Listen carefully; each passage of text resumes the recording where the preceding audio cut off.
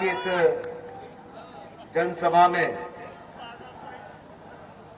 मंच पर उपस्थित मेरे साथ संसद में मेरे साथी और वरिष्ठ सहयोगी सांसद विजय कुमार दुबे जी, हमारे बहुत ही घनिष्ठ मित्र जिनके साथ मुझे संसद में रहने का लंबे समय मौका मिला, पूर्व में केंद्रीय मंत्री सम्माननीय श्री आरपी सिंह जी, हमारे बहुत ही होनहार और बहुत ही संवेदनशील विधानसभा के प्रत्याशी श्री विवेकानंद पांडे जी, श्रीमती विजय लक्ष्मी मिश्रा जी जो क्षेत्रीय उपाध्यक्ष है महिला मोर्चा की, श्री गिरिजा साहनी जी जिला महामंत्री निषाद पार्टी, मनोज जायसवाल जी जिला के उपाध्यक्ष, दीपलाल भारती जी जो पूर्व विधायक, हमारे बहन कुशवाहा जी जो बिहार से आई हैं, सम्मानित मंच, और यहाँ अपने खड्डा के इस विधानसभा में इतनी बड़ी संख्या में, इतने धूप में, इतने जोश और पूरी ताकत के साथ आए हुई माताएं, बहनें, बुजुर्ग, मेरे नौजवान साथी और मीडिया के मेरे साथी, प्रिंट मीडिया और इलेक्ट्रॉनिक मीडिया के मेरे साथी, मेरा ये सौभाग्य है कि मुझे आज यहाँ आने का मौका मिला। ये भगवान बुद्ध की भूमि और ये भगवान महावीर की भी दार्शनिक स्थल और यहाँ पर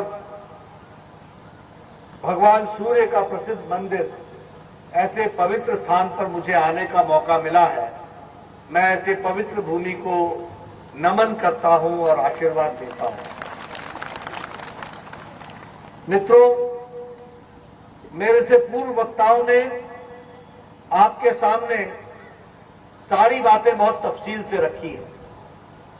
सबसे पहले तो मैं आरपीएन सिंह जी का स्वागत करना चाहूंगा, जिन्होंने भारतीय जनता पार्टी को कुछ सप्ताह पहले ज्वाइन करके जो इनका व्यक्तित्व है और जो परिवार का भी जो स्थान है, उस स्थान का जो समाज के लिए उपयोग किया है, उसको आपने भारतीय जनता पार्टी के साथ शामिल किया है। मैं आपका अभिनंदन करता हूं, स्वागत करता हूं और जो आपका योगदान समाज के विकास में और आपके परिवार का योगदान रहा है, उसको संजो करके पार्टी आगे तीव्र गति से बढ़ेगी, ऐसा मैं आपके सहयोग से ये विश्वास यहाँ की खड्डा की जनता को देना चाहता हूँ। मित्रों, अभी मैं सुन रहा था, पहले विवेकानंद जी ने बोला, बाद में दुबे जी ने बोला, फिर आरपीएन सिंह जी ने बोला। तीनों के ही वक्तव्य में एक बात स्पष्ट थी कि तीनों ही ये बता रहे थे कि कैसे भारतीय जनता पार्टी मोदी जी के नेतृत्व में और योगी जी के द्वारा धरती पर उतारने के काम में इस खड्डा की जनता के लिए भी और खुशीनगर के लिए भी और उत्तर प्रदेश के लिए भी जो योगदान हुआ है, उसमें भारतीय जनता पार्टी ने एक विशेष भूमिका अदा की है। इसके लिए मैं आपको धन्यवाद देता हूं। ये सब लोग अपना रिपोर्ट कार्ड रख रहे थे, हमारी सरकार ने ये किया, राशन मिला, शौचालय मिला, विकास हुआ, ये इलाके में काम हुआ। ये रिपोर्ट कार्ड रखने की ताकत किसी और पार्टी में नहीं है। समाजवादी पार्टी का कोई नेता आएगा या बीएसपी का कोई नेता आएगा तो अपना रिपोर्ट कार्ड रख सकेगा क्या? रख सकेगा क्या? ये रिपोर्ट कार्ड रखने की ताकत अगर है तो सिर्फ भारतीय जनता पार्टी एनडीए में है। इस बात को हमको ध्यान रखना चाहिए। भारतीय जनता पार्टी। और इसीलिए हम लोग कहते हैं जो कहा था वो किया है, जो कहेंगे वो करेंगे। ये ताकत है तो भारतीय जनता पार्टी। आप बताइए, आज लोग वोट मांगने आते हैं, आज लोग वोट मांगने आते हैं, तो आपके ध्यान में है ना कि जब हम राम जन्मभूमि की लड़ाई लड़ रहे थे तो उस समय समाजवादी पार्टी के लोगों ने राम भक्तों पर गोली चलाई थी। चलाई थी कि नहीं चलाई थी? राम भक्तों पर गोली चलाई थी कि नहीं चलाई थी? और हम खड़े रहे थे, राम लल्ला हम आएंगे और मंदिर वही बनाएंगे। आप बताइए भव्य राम मंदिर बन रहा है कि नहीं बन रहा है? तो तहार वोट के कितना मतलब था, समझ आ रहा है कितना? आपके वोट की कितना महत्व है समझ में आ रहा है ना? अब सन 50 से बोलते थे एक देश में दो निशान, दो विधान, दो संविधान नहीं चलेगा, धारा 370 समाप्त करो। 50 से बोल रहे थे, कोई सुनता था क्या? कोई सुनता था? अब मोदी जी का अपने प्रधानमंत्री बनाया और अमित शाह जी को गृह मंत्री बनाया। 2 महीना के अंदर धारा 370 धाराशाही हो गया और कश्मीर भारत का अभिन्न अंग, सब कानून लागू हो गया भारत का। ये फर्क है कि नहीं है? फर्क है कि नहीं है? इसलिए जब हम विवेकानंद जी को बोलते हैं कि इनको भेजो, तो सिर्फ इनको विधायक मत बनाओ, इनके विधायक बना करके योगी जी के हाथ मजबूत करो, खड्डा का हाथ मजबूत करो, कुशीनगर को मजबूत करो और उत्तर प्रदेश को आगे ले जाओ। इस बात के लिए हमका आपसे आप बताइए, सुप्रीम कोर्ट ने कहा था कि नहीं कहा था कि 3 तलाक 13वीं शताब्दी का कानून है, मुस्लिम महिलाओं के आजादी के ऊपर आघात है, इसको समाप्त करो। कहा था कि नहीं कहा था? किसने कहा था? Supreme court. किसी में ताकत नहीं हुई। लोग तुष्टीकरण की राजनीति में दब गए, दम नहीं था। आपने दम दिखाया 2014 में और 19 में, मोदी जी को प्रधानमंत्री बनाया और मोदी जी ने ये 3 तलाक के काला कानून, 13वीं शताब्दी के कानून को सदा सदा के लिए समाप्त कर दिया और मुस्लिम बहनों को आजाद कर दिया, आजाद कर दिया। मित्रों, ये 3 तलाक न अफगानिस्तान में है, न पाकिस्तान में है, न बांग्लादेश में है, न सीरिया में है, न इंडोनेशिया में है, न ईरान में है, न इराक में है। हमारा देश ही था ऐसा जो ये 3 तलाक 13वीं शताब्दी का कानून लेके चल रहा था और मुस्लिम महिलाओं के ऊपर अत्याचार हो रहा था। उनको भी आजादी दिलाने का काम किया है, तो वह मोदी जी ने किया और धरती पर यहां योगी जी ने उसको लागू किया है। इस बात को आपको समझना चाहिए। मित्रों, यह हमारी party, Nishad party, Bharatiya Janata party, Nishad party और अपना दल, ये एनडीए का गठबंधन, ये हमारे विवेकानंद जी हरी थाली के सिंबल पर लड़ रहे हैं। हम ये पूछना चाहते हैं कि ये खाली थाली को भरा किसने? इस थाली को भरा भी है तो वो भी भारतीय जनता पार्टी ने भरा, ये भी हमको समझना चाहिए। यह भी मोदी जी ने भरा। आप बताइए, ये वोट सिर्फ विवेकानंद को वोट देने का मामला नहीं है, इनको विधायक बनाने का मामला नहीं है। इनके माध्यम से गरीब को मजबूती देने का मौका है।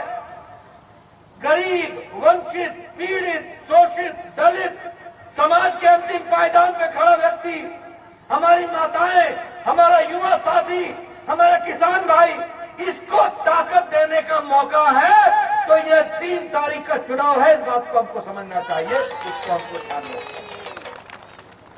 आप बताइए, ये जैसा आरकेएन सिंह जी बता रहे थे, जनधन खाता खोला तो उस समय मोदी जी का मजाक बनाया था कि नहीं बनाया था कि क्या खाता खुलवा रहे, क्या खाता खुलवा रहे, बोलते थे कि नहीं बोलते थे? इस चांदी के चम्मच के साथ पैदा हुए ये अखिलेश जी, इनको क्या मालूम, इनका खाता तो दूसरा ही खाता है ना, इनका खाता यहाँ थोड़ी ना है, इनका खाता तो कहीं और है। इनको गरीब का खाता का क्या मालूम था? मोदी जी ने पूछा कि गरीब आदमी बैंक में खाता क्यों नहीं खुलवाता है, तो पता चला कि गरीब के पास पैसा ही नहीं है कि खाता खुलवा सके। और दूसरा कि गरीब का कोई गारंटर नहीं बनता है, तो मोदी जी ने कहा कि बिना पैसे के अपने नाम का खाता खुलाओ, मैं कानून में बदलाव करूंगा और तुम्हारा गारंटर नरेंद्र मोदी होगा, भारत सरकार होगी तुम्हारा गारंटर। अब आज आरकेएन सिंह जी बताए ना कि सीधे बिना किसी दलाल के पैसा सीधे पहुंचा था कि ना पहुंचा था? पहुंचा था कि ना पहुंचा था? प्रधानमंत्री आवास योजना के किस्त पहुंचा था कि ना? पूरा का पूरा बिना दलाल के। और कितना घर बनी? 1,63,00,000 घर बना, 1,63,00,000 घर। यही पहले कितना बनता था? 20 लाख, 15 लाख। और इस साल 48,000 करोड़ रुपया रखा गया है और 60 लाख घर एक साल में बनेगा, इस बात को भी हमको ध्यान में रखना है। आज किसका घर होगा? ये घर होगा गरीब का। इनमें हुई रसोई, रसोई में हुई गैस के कनेक्शन, चूल्हा, और साथ में सिलेंडर, और साथ में बगल में शौचालय, अलग सोए के कमरा, बाहर अहाता। और घर के मालिक ना होगा, मालकिन होगी घर के मालिक ही भी समझा। यह है महिला सशक्तिकरण, यह है महिला को ताकत देने का वजह। मजबूती देना है कि नहीं देना है बताइए? आगे बढ़ाना है कि नहीं बढ़ाना है? तो ये बात हमको समझनी चाहिए। आप बताइए, आप बताइए 11 करोड़ बहनें, कुछ नहीं, हमारा दोस्त है, जोश में है, जरा जोश में।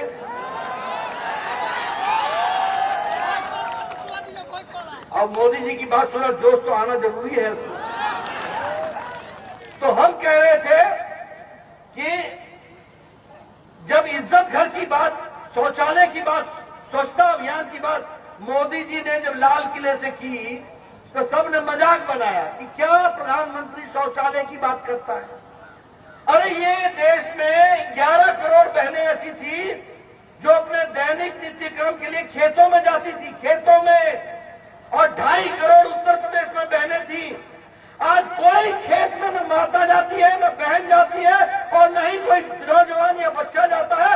सबके इज्जत घर घर में दिया है, 11 करोड़ इज्जत घर बनाए और 11 करोड़ इज्जत घर दिए गए। उसी तरीके से सौभाग्य योजना, सौभाग्य योजना में घर में बिजली पहुंचा है कि नहीं पहुंचा है? 24 घंटे बिजली रहा था कि ना? मिला था कि ना? ये मोदी जी के 56 इंच के सीना बा कि 24 घंटे बिजली मिला था, 24 घंटे बिजली मिल रही है, ये अंतर है। और उत्तर प्रदेश में 2.5 करोड़ घर में बिजली पहुंचाने का काम किया है, तो योगी जी ने किया है, इसको भी हमको ध्यान में रखना चाहिए। प्रधानमंत्री गरीब कल्याण अन्न योजना, पिछली बार जब 100 साल पहले महामारी आई थी तो लोग बीमारी से ज्यादा भूखमरी से मर गए थे। आप बताइए, मोदी जी ने 80 करोड़ की जनता को पिछले 2021 के मार्च महीने से अनाज राशन पहुंचाया कि नहीं पहुंचाया? पहुंचाया कि नहीं पहुंचाया? 5 किलो गेहूं, 5 किलो चावल पहुंचाया कि नहीं पहुंचाया? और योगी जी ने चना पहुंचाया कि नहीं पहुंचाया? तेल पहुंचाया कि नहीं पहुंचाया? और नमक पहुंचा कि नहीं पहुंचा? योगी जी का राशन अलग और मोदी जी का राशन अलग, ये डबल इंजन, डबल इंजन। ये है गरीब को ताकत देने का। कोई, मोदी जी ने कसम खाई कि हमारा कोई भी आदमी भूख से नहीं सोए, भूख के बगैर बिना भोजन किए हुए नहीं सोएगा, उसकी भूख की व्यवस्था की जाएगी और उसको भोजन भरपेट दिया जाएगा, ये व्यवस्था की गई। इसको भी हमको ध्यान रखना चाहिए। आपके यहाँ प्रधानमंत्री किसान सम्मान निधि 1.25 लाख करोड़ रुपए खर्च हुआ है, 2.25 लाख करोड़ रुपए। 2-2 हजार रुपए मिला था कि ना मिला था किसान के सीधे हर तीसरे महीने 2.25 हजार रुपए मिलता है ना, और बिना दलाल के मिलता है, खाता में आता है कि नहीं आता? तो ये गांव गरीब, वंचित, पीड़ित, शोषित, दलित, युवा, महिला, इनको ताकत देने का काम किया है। तो वो भारतीय जनता पार्टी, निषाद पार्टी और अपना दल के एनडीए ने किया है। इसको भी हमको ध्यान रखना चाहिए। मैं यहां आया हूं, अब मैं पहले गोरखपुर की बात करूं। स्वास्थ्य मंत्री था। आप बताइए 2014 में, 2015 के पहले जापानी बुखार से बच्चा मर जाता था कि नहीं मर जाता था? बड़ी संख्या में मरते थे कि नहीं मरते थे? कोई पूछता था क्या? कि आप लोग बीआरडी मेडिकल कॉलेज में जाते थे, एक ही मेडिकल कॉलेज था बीआरडी मेडिकल कॉलेज, और वहां कोई व्यवस्था नहीं थी। मोदी जी प्रधानमंत्री बने, मुझे स्वास्थ्य मंत्री बनाया गया। योगी जी मेरे को बीआरडी मेडिकल कॉलेज लेकर के आए। मैंने आईसीएमआर का पहला सेंटर लैब खोला तो गोरखपुर के बीआरडी मेडिकल कॉलेज में खोला। ये आपको याद होता है। 500 बिस्तरे का अलग से हॉस्पिटल बनाया। बीआरडी मेडिकल कॉलेज को सुपर स्पेशलिटी ब्लॉक दिया, 7 सुपर स्पेशलिटी ब्लॉक दिया। और सबसे बड़ी बात यह कि गोरखपुर को all India institute of medical sciences Delhi के बाद खुला तो गोरखपुर में खुला। ये भी आपको याद रखना चाहिए। लेकिन इतना ही नहीं, जब मैं यहां आया हूं तो दुबे जी यहां भी आपने मेडिकल कॉलेज, हर 2 जिला पर एक मेडिकल कॉलेज दिया है, और यहां भी सुपर स्पेशलिटी ब्लॉक दिया है, और वो भी बन करके तैयार हो रहा है। उसको भी हमको ध्यान में रख करके काम में जुटना चाहिए। ये हम आपसे चर्चा करना चाहते हैं। मित्रों, विकास की बहुत सी बातें हैं जो मैं आपसे करना चाहूंगा। अब यहां कुशीनगर की बात करूं, आवास योजना में 18,000 घर बने हैं। उज्ज्वला योजना में 2,60,000 लोगों को गैस का कनेक्शन मिला है, और प्रधानमंत्री किसान सम्मान निधि में इसी जिले में 878 करोड़ रुपए खर्च होकर के 5,97,000 किसानों को यहां पर उनको प्रधानमंत्री किसान सम्मान निधि का 10 किस्त में 2-2 हजार रुपए दिया गया है। ये भी मैं बताना चाहता हूं। और सौभाग्य योजना में 1,42,000 घरों में, आपके घरों में 1,42,000 लोगों के घरों में बिजली पहुंचाई है। ये भी आपको याद रखना चाहिए। मित्रों, मैं यहां आया हूं तो आपको ये भी बताने आया हूं कि इस बार का जो बजट है, वो बजट 60 लाख रोजगार देगा एक साल के अंदर। कितना देगा? 60 लाख। प्रधानमंत्री जी ने जो इस बार का, निर्मला सीतारमण जी ने बजट रखा है, उसमें 60 लाख लोगों को एक साल में नौकरी दी जाएगी। 25,000 किलोमीटर की सड़क बनेगी, 20,000 करोड़ रुपए उसमें खर्च होंगे, और इसके साथ साथ, इसी के साथ साथ 80 लाख नए घर बनेंगे और 48,000 करोड़ रुपए खर्च होंगे। हर घर जल 3 करोड़ 82 लाख घरों में पहुंचाया जाएगा, और उस पर 60,000 करोड़ रुपए खर्च होंगे। यानी हर घर को नल से और जल से जोड़ने का काम होगा। तो वह एनडीए की सरकार करेगी, विवेकानंद करेंगे, आपके यहां भी पहुंचाएंगे। इस बात को भी आपको ध्यान में रखना चाहिए। यहां आया हूं तो बताइए, कुशीनगर में इंटरनेशनल एयरपोर्ट बन गया कि नहीं बन गया? मोदी जी ने आके उसका उद्घाटन किया कि नहीं किया? अब दुनिया भर के बौद्ध के भक्त, बुद्ध के भक्त, बुद्ध भगवान के भक्त, वो सीधे कुशीनगर आएंगे और यहाँ पर्यटन को बढ़ावा मिलेगा।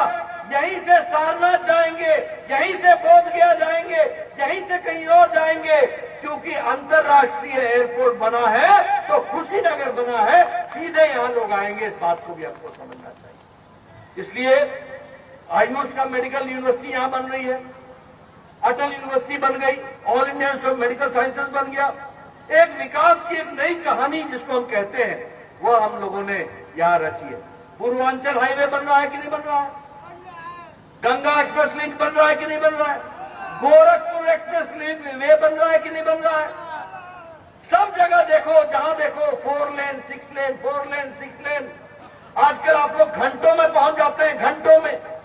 पहले दिनों में पहुंचते थे। गलत तो नहीं बोल रहा हूं मैं मित्रों? ये सड़क नहीं है, ये विकास की गंगा है, इसको याद रखना।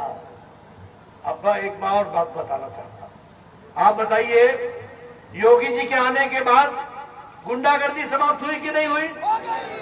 आप बताइए, योगी जी के आने के बाद आतंकवादी गतिविधि घटी कि नहीं घटी? खत्म हुई कि नहीं हुई? आप बताइए, योगी जी के आने के बाद और मोदी जी के आने के बाद ये जो माफिया थे, ये सब जेल में चले गए कि नहीं चले गए? पहले गुंडागर्दी करते थे कि नहीं करते थे? इसीलिए अब हम लोगों ने तय किया है कि इस साल के बजट में anti terrorist squad, commando squad बनेगा। एक बनेगा देवबंद में, एक बनेगा बहराइच में, एक बनेगा मेरठ में, एक बनेगा रामपुर में, एक बनेगा आजमगढ़ में, एक बनेगा कानपुर में, ताकि दंगा का नाम सोचने वाले लोग पहले ही थर-थर कांप जाए और कोई दंगा ना हो। इस बात को हमको समझना चाहिए। मित्रों, मैं आपसे कुछ चर्चा कर रहा हूं। आप बताइए, ये आजम खान दंदनाता था कि नहीं दंदनाता था? अखिलेश के राज में दंदनाता था कि नहीं? ये मुख्तार अंसारी, ये यहां दंदनाता था कि नहीं दंदनाता था? आतंक था कि नहीं था? ये अतीक अहमद, इसका आतंक था कि नहीं था? और इन्होंने जुर्म किया था कि नहीं किया था? जुर्म वही था, आदमी वही था, कानून वही था। जब अखिलेश का जमाना था तो ये दंदनाते थे, और जब योगी जी का जमाना आ गया तो आजम खान, मुख्तार अंसारी और अतीक खान तीनों आजकल जेल में गुल्ली डंडा खेल रहे हैं। गुल्ली डंडा। बोलो, कानून वही, जुर्म वही, मुजरिम वही। नेता पहले अखिलेश था तो दंदनाते थे, योगी आया तो बिल में घुस गए, जेल में जाकर के गुल्ली डंडा खेलने लगे। आपको याद है ना, पंजाब के जेल से लेकर के आए थे मुख्तार अंसारी को, तो सुप्रीम कोर्ट में गया था, भैया बचा लियो पहुंचा लियो जेल में, सीधे सीधे पहुंचा लियो। और क्या क्या इन लोगों ने जुर्म नहीं किए थे? बताओ, इन लोगों को सबक सिखाना है कि नहीं सिखाना है? सिखाना है कि नहीं सिखाना है? कानून का राज रखना है कि नहीं रखना है? और कानून का राज रखना है तो योगी जी को लाना है कि नहीं लाना है? और लाना है तो विवेकानंद को विधानसभा में भेजना है कि नहीं भेजना है? इसको आपको समझना चाहिए। और मित्रों, मुझे पता चला है कि आज अखिलेश जी यहीं इसी गोरखपुर क्षेत्र में आए हैं। एयरपोर्ट पर सुना था कि आने वाले हैं। वो यहां आए तो मैं कहूंगा पत्रकारों से कि मेरे नाम से उनसे प्रश्न पूछना। अब मैं जब नीचे उतरता हूं तो आप मेरे आगे वो अपना माइक लगा देते और बोलते हो ये बताओ, वो बताओ, वो बताओ। मैं चाहूंगा कि जब अखिलेश जी आए तो उनके सामने माइक लगा के पूछना कि जेपी नड्डा पूछ रहा था कि आप बताइए कि जो गोरखपुर में बॉम्ब ब्लास्ट हुआ था, जिसमें 3 जगहों पर बॉम्ब ब्लास्ट हुआ था, एक बलदेव प्लाजा में हुआ था, एक जलकल बिल्डिंग में हुआ था और एक गणेश चौराहा पर हुआ था, और ये 22/5/2007 को हुआ था। 15 लोग मारे गए थे। इसका जिम्मा इंडियन मुजाहिदीन और हरकत उल जिहाद उल इस्लामी, इन 2 संगठनों ने इसका जिम्मा लिया था। और उसमें 2 लोग पकड़ाए थे, एक का नाम था हाकिम तारिक कासमी और दूसरा का नाम था खालिद मुजाहिद। जब इन लोगों से इंटरोगेशन हुआ तो पता चला कि गोरखपुर में, अयोध्या में, लखनऊ में और वाराणसी में कचहरी बम कांड का भी दोषी यही दोनों हैं। तब जाके पता चला कि सरोजनी नगर दिल्ली दिल्ली में भी बम कांड के दोषी यही है, तब पता चला कि मुंबई के ट्रेन के बम ब्लास्ट के भी दोषी यही है, तब पता चला कि श्रमजीवी के भी बम ब्लास्ट के दोषी यही है। और ऐसे दोषियों को यूपी की स्पेशल टास्क फोर्स ने और एनआईए ने पकड़ा। और डेट नोट कर लो, और आपने अखिलेश जी से मेरे तरफ से पूछना कि आपने इन सब लोगों को 26 अप्रैल 2012 को अखिलेश जी ने सामाजिक सौहार्द के नाम पर इन सब के मुकदमे वापस लिए थे। आप बताओ, एक मुख्यमंत्री आतंकवादी, ये मैंने आपको आतंकी घटनाएं गिनाई थी, ये सारी घटनाओं में कुल मिलाकर 500 लोग मारे गए और लगभग 2000 लोग घायल हुए थे। और इन मुकदमों में जो लोग पकड़े गए थे उनको छुड़ाने का काम किया तो अखिलेश जी ने किया। लेकिन इलाहाबाद के हाई कोर्ट ने कहा मुकदमा वापस नहीं होगा, मुकदमा चलेगा। मुकदमा चला और हाकिम तारिक कासमी को और खालिद मुजाहिदीन को 4 जन्मों तक आजीवन कारावास हुआ। 4 जन्मों तक। मैं ये पूछना चाहता हूं, ये बतौर मुख्यमंत्री ने उन्होंने केस वापस जो लिया, ऐसे मुख्यमंत्री को उत्तर प्रदेश की बागडोर दोगे क्या? ऐसे आदमियों के हाथ में उत्तर प्रदेश सुरक्षित है क्या? ऐसे लोगों को आगे बढ़ाना है क्या? दूसरा सुन लो, और मीडिया वाले मेरा डेट नोट कर लेना, 31 दिसंबर 2007 और 1 जनवरी की रात और दिन सुबह रामपुर में सीआरपीएफ के कैंप पर AK-56 से आतंकवादियों ने हमला किया। 7 सिपाही मारे गए, 7 सीआरपीएफ के जवान मारे गए, 7 माताओं की कोख सूनी हो गई, 7 परिवार के बच्चे अनाथ हो गए, 7 बहनें विधवा हो गई। कोई पूछने वाला नहीं था। नेपाल के बॉर्डर पर एनआईए ने और यूपी पुलिस ने एक व्यक्ति को पकड़ा जो बिहार का रहने वाला था, जिसका नाम था शहाबुद्दीन। जब उसको पकड़ा और उससे पूछताछ हुई तो 7 मुजरिम निकले जिन्होंने ये काम किया था। और ये 7 लोगों को भी 26 अप्रैल 2012 को छुड़ाने का काम और केस वापस लेने का काम किया था तो अखिलेश यादव ने किया था। इसको आपको ध्यान में रखना चाहिए। आप बताइए, आप किसान हो, चावल के एक दाने से किसान चावल की किस्म पहचान में आती है कि नहीं आती है? तो क्या नेता की ये हरकत से नेता की नीयत समझ में नहीं आती क्या? कि नेता की नीयत क्या थी कि उत्तर प्रदेश जाए जहां जाना है, उत्तर प्रदेश की जनता जाए जहां जाना है। हमने तो राजनीति वोट बैंक की करनी है और इसलिए आतंकवादी हमारे दोस्त हैं। उत्तर प्रदेश की जनता जहां जाना चाहे जाए।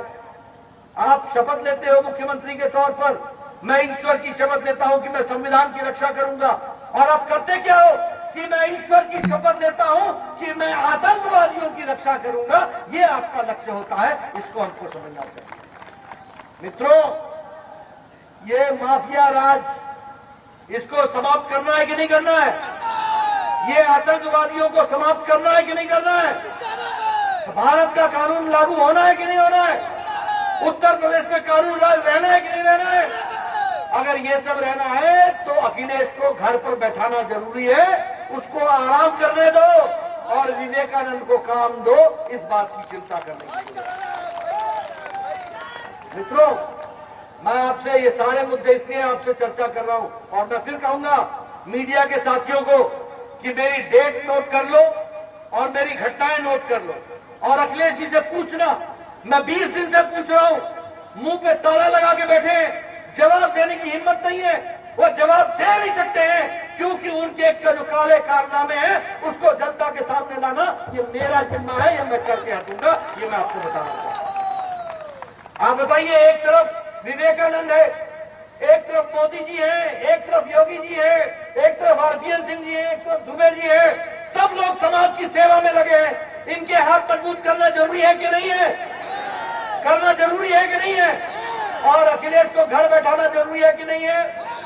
और ये अगर करना है तो 3 तारीख को भरी थाली में जिसमें भोजन परसा हुआ है, उस भोजन परसे हुए पर मोहर लगानी है और विवेकानंद जी को विधानसभा में भेजना है। इसको हमको समझना है। मित्रों, हम चुनाव गठबंधन में लड़ रहे हैं। ये जो लोग कमल के फूल को वोट देना चाहते हैं, उनसे मेरा निवेदन है कि वो थाली में परसा हुआ भोजन इसको मोहर लगाए, अपने आप कमल को मोहर लग जाएगी। इस बात को आपको समझना होगा। और आपके बीच में मैं ज्यादा समय आपका नहीं लूंगा, धूप में आप लोग खड़े हो, मैं आपकी तालियों के गड़गड़ाहट से समझ लेता हूं कि आप में जोर कितना है। और मुझे दिख गया है कि 3 तारीख को आपने तय कर लिया है कि विवेकानंद को भेजना ही भेजना है विधानसभा के अंदर। इसके लिए आपको बधाई देना चाहिए। मित्रों, आज उत्तर प्रदेश विकास में दूसरे नंबर पर आकर के खड़ा हो गया।